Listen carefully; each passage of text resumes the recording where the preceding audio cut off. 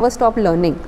You may be a neuro, you may be a cardio, physio, whatever. It's like to start learning or finding out. And alone you can only go so far, but with together you can reach wherever you want. All the doctors think, or most hospitals think, that it's an allied service to provide it. No, it's not a service, it's a science in itself. And you have to, what is a surgery done by the most expert surgeon without rehab? What is it? It's a failed case, right? What if you don't do good rehab after an ACL surgery or a shoulder reconstruction?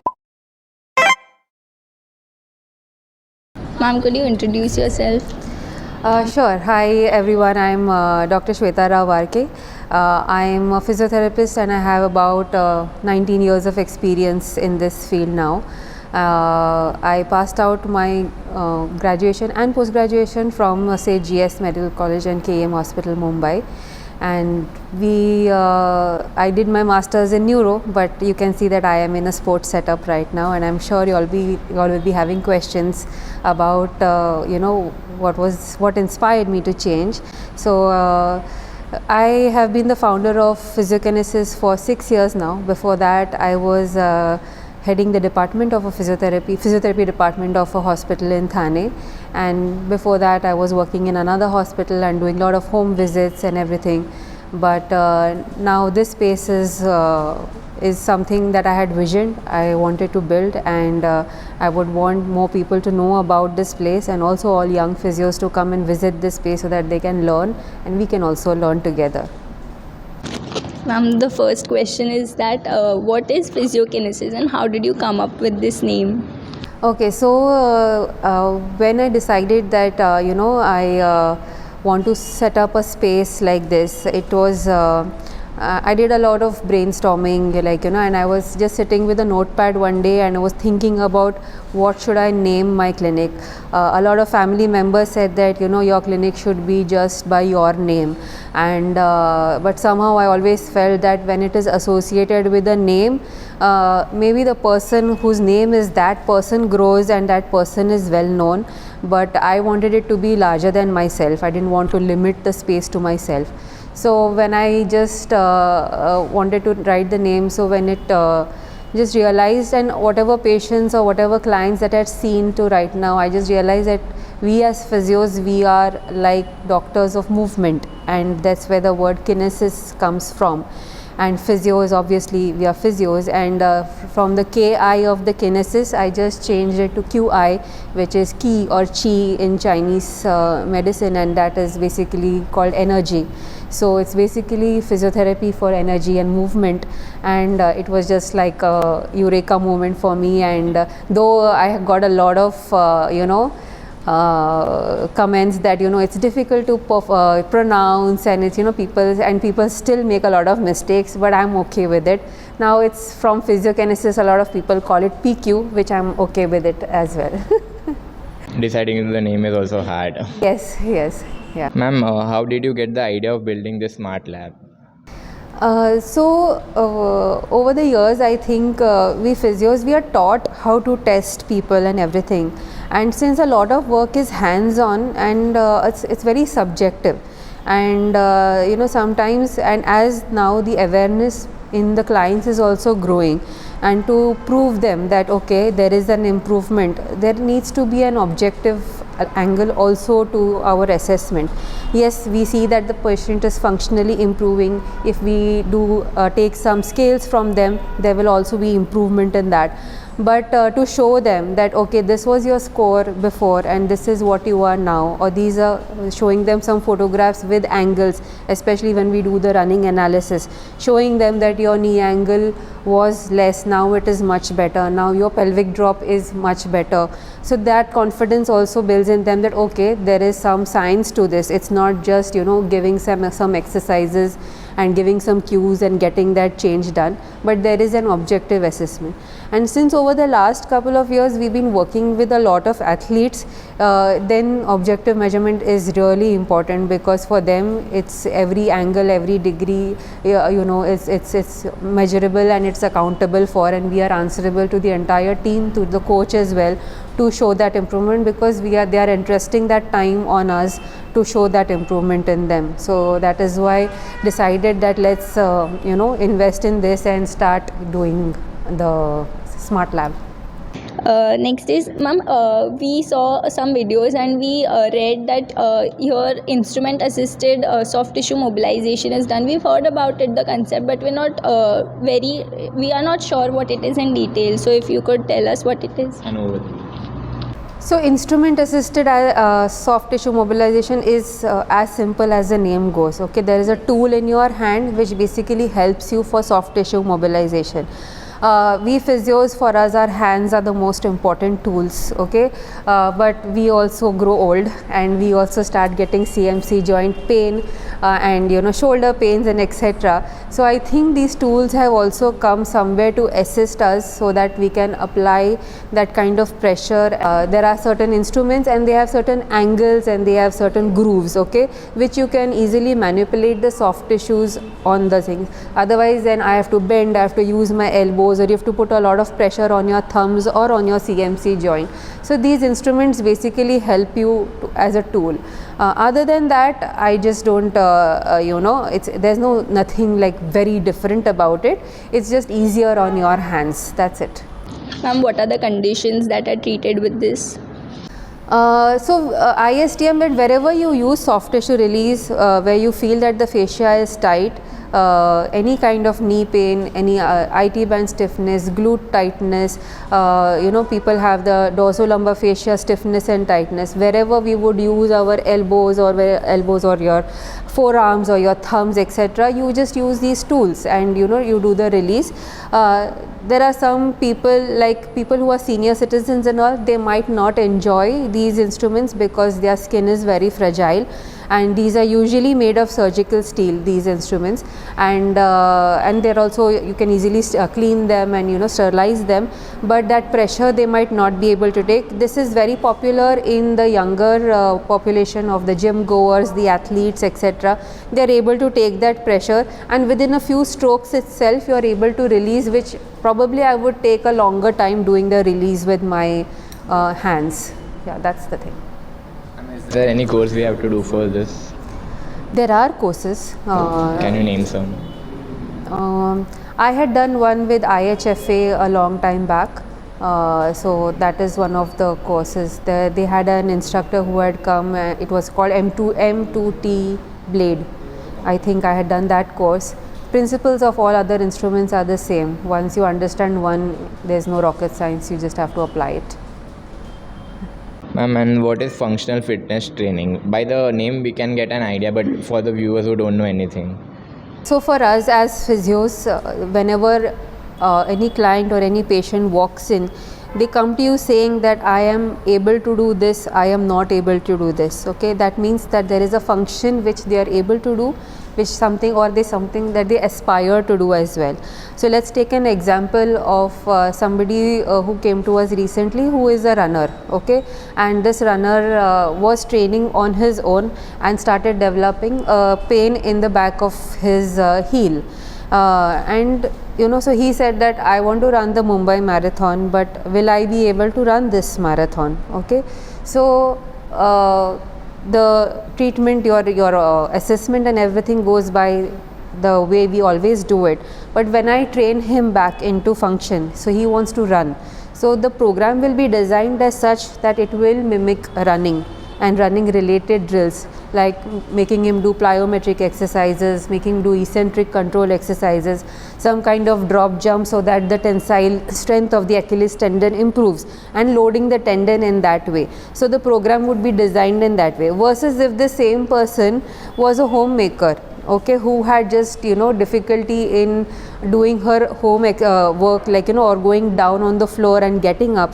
These things would be her functional goals. Okay, so I would train her in a different way. I do not need to make her do the jumps that I would make the runner do, but at the same time I will train her to do her functions, whatever she can do. So functional training is basically the exercises are designed as per what the goal that the patient has, so that you can translate that exercise. Like a simple exercise like a dynamic quads, how you can make it more functional so that the person can mimic it and use that activity in his or her daily life. That's what functional training is about.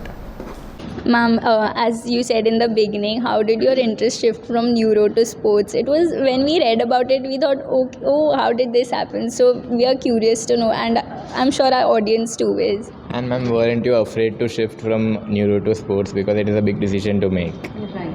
So I was extremely fascinated when I wanted to do my masters in neuro, and it was like I want to do my masters in neuro, and because I just loved, I would read the physiology chapters of Guyton, which was based on neuro, repeatedly. It would just intrigue me, and I would just love that. And when I did my got for masters in neuro, I was like, okay, this is it, and I'm going to just get into it and pursue this as much as possible. And it was very interesting. When I feel that when you do or study neuro in depth, it actually helps you to connect everything together. Rather than I feel I'm not biased or anything. I'm sure in all the other masters also it's the same thing. But I feel in neuro you start thinking about what kinetic chain is right before anything else, because you think about connections right from the beginning. So it wasn't difficult for me to shift from neuro to sports for that matter. So I did, and I practiced neuro for a good maybe 5-6 years of initially. I would just see only neuro patients, and I would just see hemis and quadris and spine cases and all these things, and I would do home visits, and I did my NDT. I went to the US, I did my NDT certification as well. So, but when what the change happened is when I was conceived for my second baby, and I worked till my 8th-9th month, and then I took a break. And when in that break time after my postpartum, I took up running as a way for me to get fit after my delivery. And also at the same time, my older son was going for tennis lessons, and I would obviously just sit there with my younger baby and watch him play, and it would be a 1.5 hour of a boring session just sitting there. So I would just once spoke to the coach, and I asked him, I anyways come and sit here for an hour or two, so why don't I just work with the kids over here? And I saw that the kids over there were playing tennis well, but a lot of things could be done about them, about their fitness, about their shoulder strength. Their warm-ups were pathetic, they wouldn't cool down and everything. And that's when I just started working with these kids. So he said, fine, since you're coming here, you can just take their warm-ups, take their stretches, and do some kind of strength of conditioning for one day in a week or 2 days in a week. I started off with that, and slowly also as that started building up, those people who had injuries, they started coming over home for their injuries, and I would help them out a little bit, so they got better. Then somewhere the word kind of spread, because I was also working in a hospital before, so people knew that I started practicing. Some swimmers started coming.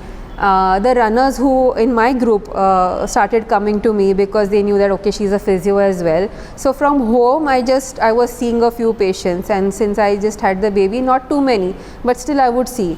And somewhere I saw that these people were getting better, and and I was able to help them. And then I started reading more. Then I did a lot of courses, taping courses, sports rehab, everything.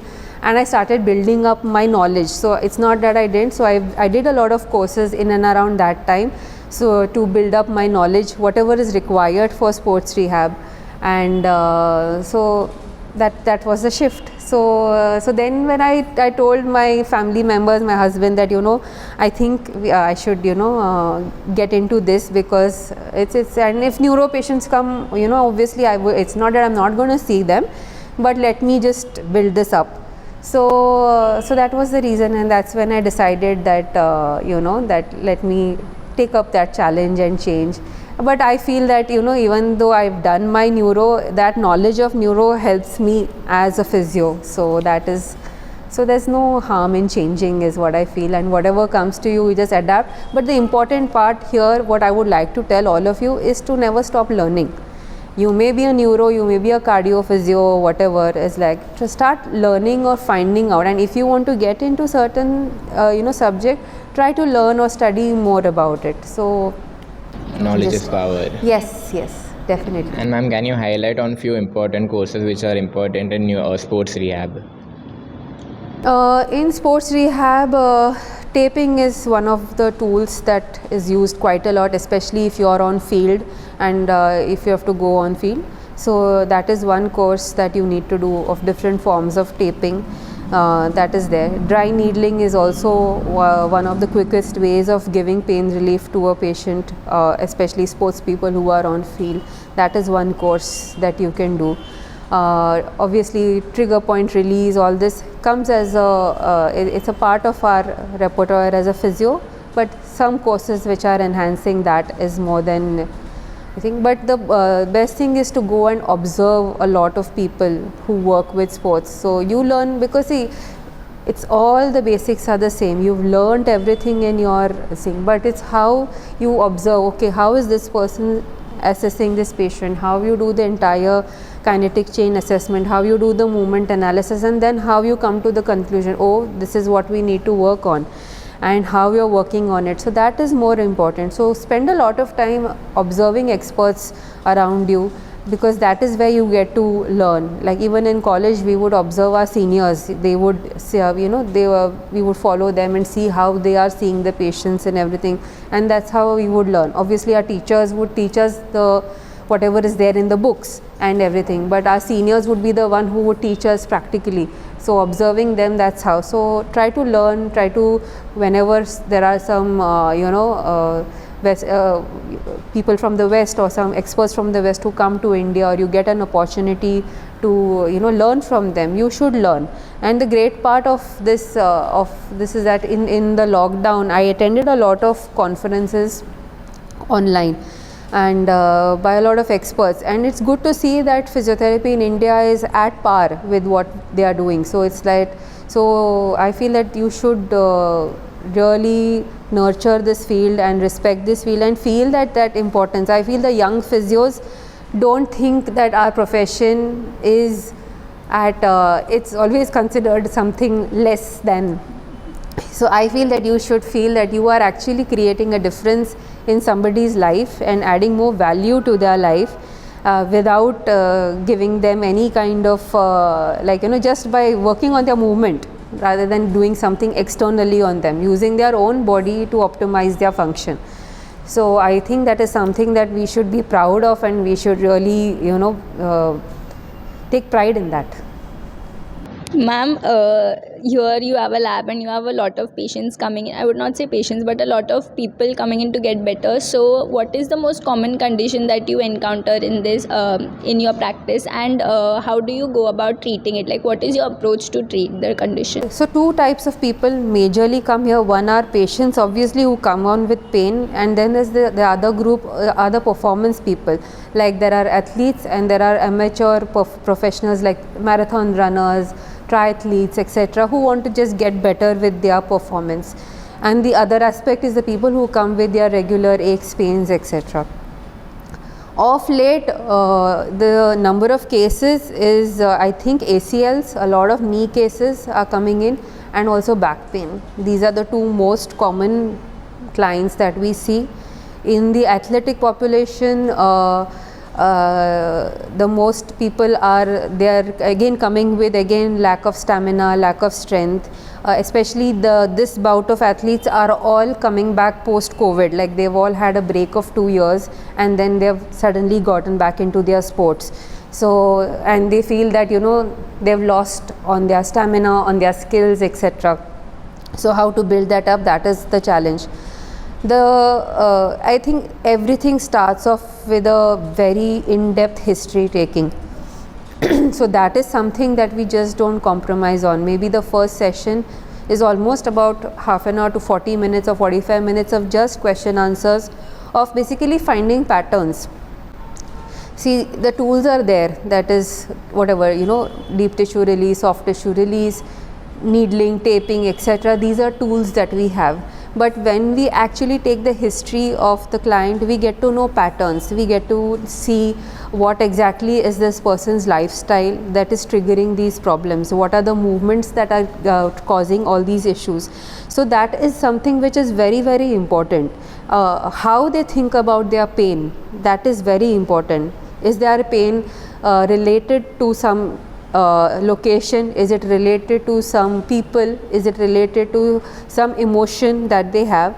Because I feel in the last couple of years, especially also post-COVID, there is a lot of emotional related pain which is there. It's about people are relating to their pains which are old and you come back again, something. There's so many questions. It's a biopsychosocial model of pain that we think about, and so that's why the time that we spend in history taking and also in therapy has changed quite a lot, because there is a lot of explanation, there is a lot of give and take of knowledge. We also teach patients that, okay, why have we selected these exercises, what are we doing these exercises for, which previously probably we would not do. Like I would not do this as a young physio, that when I'm giving them static wards, why I'm giving them, when I'm giving them scapular stabilization exercises, why I'm giving them. But now I tell them, this is why I'm giving you these exercises, why I'm giving you core stabilizing exercises, this is the reason. So that also takes a lot of time. It builds a confidence between you and your patient. They also start believing in that exercise. Otherwise it used to be a one-way thing. Physiotherapy also, we would give 5-10 exercises, and we've all done those mistakes before. I won't say that, okay, because we are also constantly learning. But now we probably wouldn't give them 10-12 exercises, maybe 3-4, and we explain to them that why it is important and how, rather than those 3-4 exercises, how they should change their lifestyle, how their movement, their sense of movement should change, what they should be aware of. All that also is very important. So I think don't compromise on your history taking, and always we also used to presume a lot that once the second session the patient will come, the patient feel better, and also the patient would feel that I am feeling better or I should feel better. But now the explanation goes differently. We tell them that, see, this is a recovery of journey of recovery. There will be ups and downs. There will be days where you will feel that your pain is going down, but there may be some days where the pain goes up. And you also explain to them the pain goes up because as your pain is going down, you also do more activities which I have not trained you for yet. So that's why I try to just be with these exercises. So it's become more of a team approach when we work with patients now, rather than it just being directing ki do these exercises twice a day 10 times with 5-second hold. We don't do that anymore. It's more of we tell them, okay, this is what you're supposed to do. How many times will you be able to do it? If they say nahi mujhse to ek hi time hoga din mein, we ask them why one time. Said it will take longer to get better. So then they say, okay, fine, I can try to do it twice a day. Okay, fine. Then when they come back again, we ask them, okay, did you do these exercises? Do you see any difference in your movement? Okay, no difference, fine, we'll change the exercises. So that's how I think you should approach every person. Educating the patient and making them feel comfortable is equally important. Yes. As you mentioned, as a young physiotherapist, you don't have the skills. So on what basis do you hire a young physiotherapist in your clinic? My first question to them is that, why did you become physiotherapist? Why did you choose this course? Okay, because most of the times it is like medicine, dentistry nahi mila, iske liye physiotherapy le liya. Okay, so I asked this question to them. Even if it is that reason, then in the last 4 years, has it changed for them? Like, because if you are not passionate about that subject itself, and if you don't feel, yes, not having the skills is an insecurity, like, how you will be able to see a client or a patient, because once people know that you're a physiotherapist, even your relatives start asking you, mera knee mein pain hai ya mere shoulder mein pain hai, and then that time you are like, okay, now what do I do? So, but I feel that, so this is the one question that I always ask is that, why did you choose to be a physiotherapist? And once, if they are clueless about it, the second question it in the last 4 years, have they been a part of any patient's journey which they felt that they have done something or helped that person? So if I feel that, then that is there, then see, the knowledge and skills is something which can always be developed, and you can always talk to them and ask them. But that means that I want to see that fire and that passion in them, that they believe that what I have studied is something that can make a difference in somebody else's life. If that is not there and you're clueless, then, so that is the main question. Then I don't ask much. Then it's a very basic thing that I ask them about their project, what they've worked on and why they've chosen about their project. So that gives me a little idea about what is their level of their knowledge and skills. Because there's no point in asking them, okay, tell me what is ACL rehab. It's a stupid question to ask somebody who is a fresher, that okay, tell me how would you treat a shoulder. They don't know it, and you can't expect that. So Hard work and passion over talent. yes, definitely.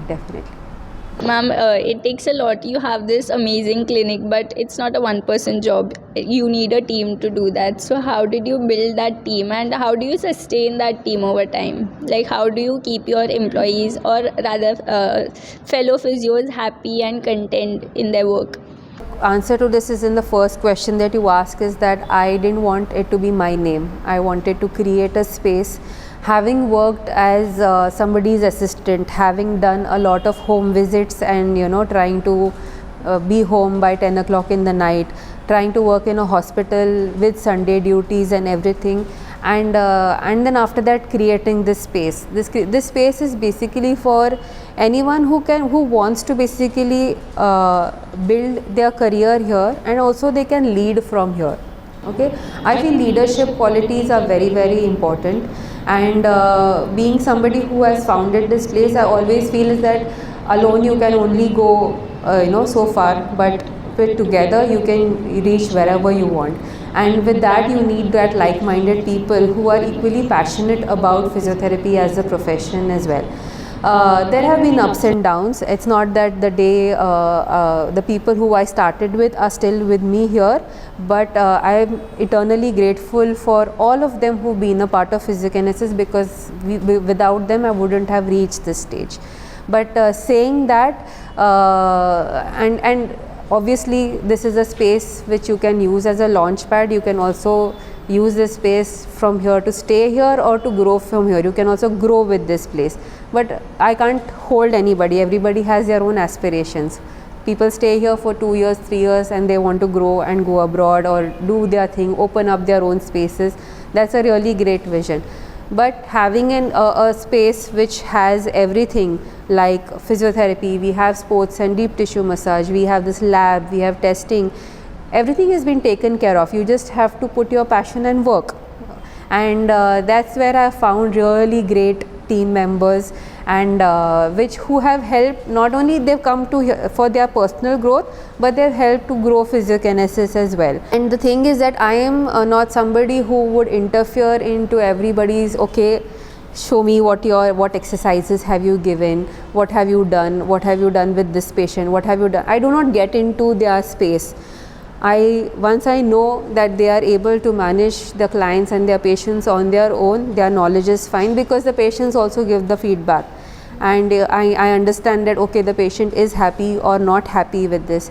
So then, and we also have a lot of knowledge sharing that happens. We have once a week, we have our clinical meetings. We also meet on a personal level. I meet each physio at least once a week, so that they share whatever is happening, something unpleasant, something at home, anything personal issue, they can come and talk to me. So it's a free space. So I think that space, when anybody gets that space, they feel that they are able to grow, and I feel that kind of an environment is really great to have in, where nobody is interfering into your day-to-day activities and allowing you to do whatever you want. Obviously there is protocols, there are trainings, and there is a certain level of behavior that we expect, professionalism that we expect. But everybody is trained on that and everything. But that is something is what I feel that people who are staying here are staying. Secondly, as a whole, as a community, the basic salary structure for a physio has to grow, and I think that I have been somebody who has always given them that space where it is like, otherwise it's always considered something less, you know, always. Like, I have been in a part of a big hospital and I know how much an RMO was getting and how much I was getting, in spite of being the head of the department. So it's very unfair, because it is hard work and everything, and that has to be also accounted for. So I think overall, as a community, and I feel that even all the senior physiotherapists should come together to uplift at least the value that a physiotherapist can provide. So all the physios get salaries and incentives as well as per their performance, and putting them on that kind of a profile also helps them to do more. So it's not just very fixed that okay, this is what you do and this is what you get. You do more, you get more, kind of a thing. Growing together with a team is equally important. Ma'am, can you highlight a few on what is the average salary in a hospital and a private clinic for a young physiotherapist? As you mentioned, it is somewhere less in hospital. Now I don't know about hospitals now, because I have not asked anybody, but I think and this is a question that I always ask whenever a physio comes and asks me that what I ask them, what is the salary that you're expecting, and then they say some absurd number, and I ask them, why do you undervalue yourself so much? You know, they just say 15,000 is fine, ma'am. I'm like, what? 15,000? How can you even ask for 15,000? You know, so it's like, it is maybe because of the environment they have been, because to get a good leader is actually important, and it is hard to get also, where the team mentality is promoted. And ma'am, maybe because that is what everyone around them is getting, because outside the rates what they are, so maybe. I don't ask, frankly, I'm not aware, but when somebody says 15,000, it pisses me off. I'm like, what is this? You don't value what you've educated for and what you've done. It's really bad. So I think that's where I feel that the mentality should change, you know, and this has to be and this also has to be done from the part of the medical professionals also. I don't want all the doctors think, or most hospitals think, that it's an allied service to provide it. No, it's not a service, it's a science in itself. And you have to, what is a surgery done by the most expert surgeon without rehab? What is it? It's a failed case, right? What if you don't do good rehab after an ACL surgery or a shoulder reconstruction or whatever? It's not magic, right? The person has to work with the physio to get back to his sport or whatever his level of function. So somewhere I feel that we need to uplift the profession to that level, the way it is considered in the West. In the West, a physio, a surgeon, and whoever is on that team are equal partners in taking decisions about that client, not directed that okay, please do kinetic chain rehab, or please do SWD into 4 and US into 6 and IFT into 4 and leg exercises. No, we can take those decisions for ourselves, but it has to be at par, and somewhere I feel the profession needs to be uplifted to that level. Ma'am, who do you think is responsible for the we as physios, we are. How can we make it better?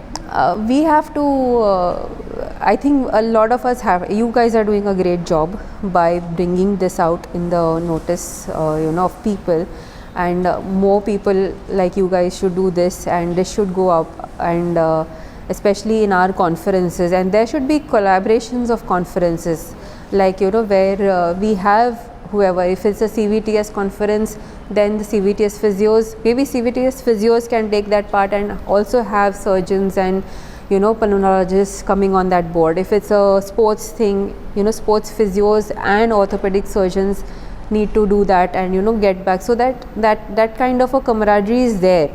Nobody is taking anywhere anyone's patients or clients away. With the population like our country, I think there are enough bones and joints for everybody to do and more. but I feel that overall we physios need to also, as I said, it has to be considered as, you know, not an option ki haan medicine nahi mila, dentistry nahi mila, physio. That it starts right from there. Physiotherapy is a like whenever somebody asks me that, you know, should my child do physiotherapy, I said they must do physiotherapy, because you, first of all, you are adding that value. When I see my clients saying that, you know, and when they send those messages, I could do this because of you, I could do my personal best because of you, it makes my day. It's so heartwarming, and I feel that, okay, you know, I have done my bit in this lifetime, you know, of helping at least these people to reach their dreams. And that's what happens. Yes, saving lives is important, but adding that value and helping them, you know, perform, making their life better is definitely, you know, something that we do. Money and all is secondary, but primary thing should be that the patient should be get better in his life. Yes, yeah. Ma'am, what are the challenges which you faced over the last 18 years? From building this clinic, I'm sure you must have a lot of challenges. So if you could tell a few. So my at least to build PhysioQinesis, the clinic, my husband has been my biggest supporter, and we together have built that space. Though he is not involved in the daily things, but he's been the support behind that. And but yeah, the challenge is basically the team is to, first of all, having everybody on board, building up their that sense of team, like, you know, not just being very individualistic and coming and working. So that is one of the biggest challenges that I have faced. And secondly would be a lot of it's about convincing patients. It's like, you know, sometimes we have some clients whom we say that, okay, fine, you would need a couple of sessions for these things, and then they are like, no, it's too expensive. But the same patient would spend that same amount probably in a parlor coloring their hair, or, you know, something like. We did another episode with Kruti Khemnani ma'am. Yeah. She said the exact same thing. Yeah.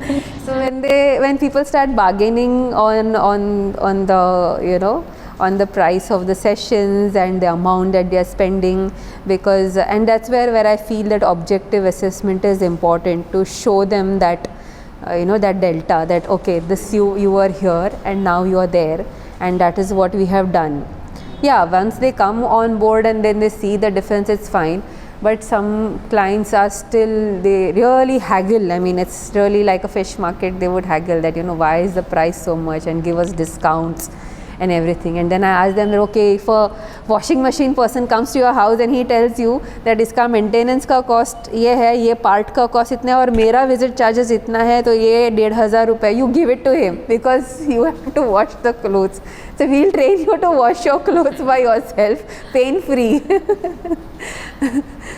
Yeah, so maybe it is because of the awareness. It is the awareness. Yeah. It's much better. I mean, obviously, so from what I was, when I would go from Thane station to Parel in train, they would ask me कि काय course है, like, you know, what is physiotherapy? अच्छा मंजे doctor का, like, no, this is not, we are not doctors, but we are like, you know, this is a, okay. So then they would ask, what do you do, how do you help? So these questions, obviously now many people know, thanks to awareness, thanks to Google and all those things, that people are aware that what is physiotherapy about, and they are also aware about different treatments. We have patients who also come to us and say that, you know, we need more eccentric control and we need more of this, and I need plyometrics and I need athletic development and everything. I'm like, okay, fine.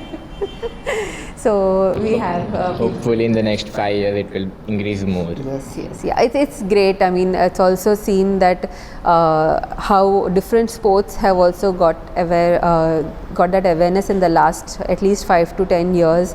Like people who never knew javelin know javelin because of Neeraj Chopra. That's why people know Ishan, and you know, and that's how everybody knows these big physios who are there with these athletes as well. And fortunately, all the physios with these people are Indians and not from abroad, as initially it would start off with, okay, this person is from.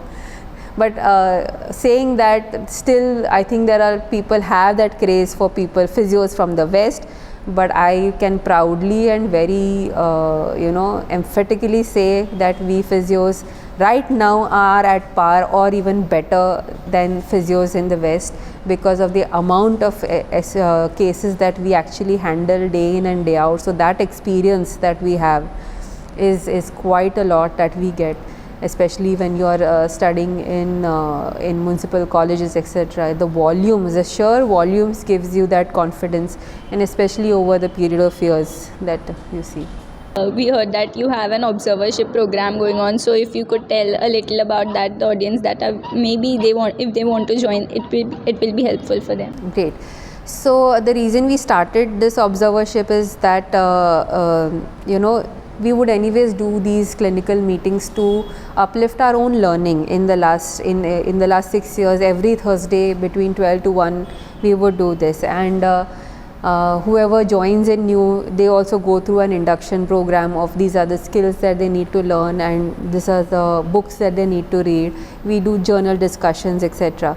So, and anyways, if you're doing it for them, why not have the juniors also, they should experience it before they start off working somewhere, because sometimes yes, everybody wants to earn money and they want to start working as soon as possible, but having this basic knowledge, and if we are able to provide that, I think learning is a great way to spread knowledge and also learn for ourselves. We also get to know what's happening in the academics, from the students' perspective also, and it basically overall helps to develop the community as well of physios, so that they get the experience, they get to know about this space, they get to learn.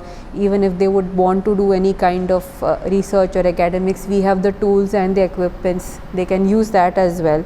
We can always collaborate and learn and grow together.